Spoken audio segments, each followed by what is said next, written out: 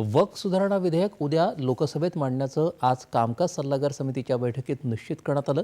उद्या लोकसभेत 12 वाजता हे विधेयक मांडल्यानंतर त्यावर 8 तास चर्चा निर्धारित केली आहे। मात्र आवश्यकता भासली तर चर्चेची वेळ वाढवण्यात येईल अशी माहिती संसदीय कार्यमंत्री किरेन रिजिजू यांनी दिली।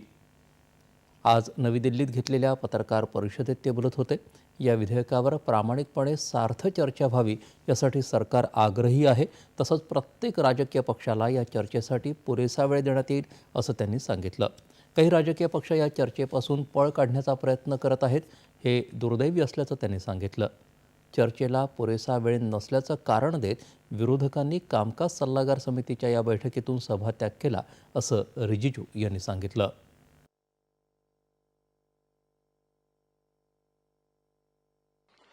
लेकिन अगर बहाना बना करके अब चर्चा में हिस्सा नहीं लेना चाहता है और बहाना बना करके वॉकआउट करने का कोई कदम उठाते हैं तो मैं रोक नहीं सकता हूं उसको।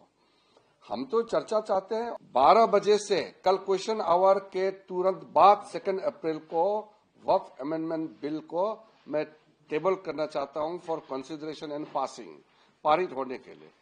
उसके बाद हमने 8 घंटे के लिए मान लिया गया है कि चर्चा 8 घंटे का होगा और बढ़ाना चाहते हैं तो हाउस में स्पीकर सेंस लेकर के बढ़ा सकते हैं। बजट सत्र 4 अप्रैल तक है और जो बिल हम लोकसभा में पारित करते हैं वो राज्यसभा में भी पारित करना होगा, तो फिर हमको समय भी तो देखना होगा। ये पार्लियामेंट सिर्फ लोकसभा नहीं है, सिर्फ राज्यसभा नहीं है, दोनों मिल करके ये पार्लियामेंट है। अगर वक्फ अमेंडमेंट बिल या कोई भी महत्वपूर्ण मुद्दे लोकसभा में पारित होता है तो राज्यसभा में भी जाना पड़ता है, वहां भी पारित करना पड़ता है, तो राज्यसभा के लिए भी तो टाइम देना पड़ेगा।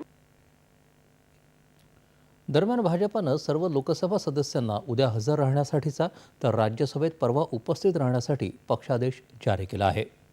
यानंतरच्या बातम्या थोड्याच वेळात।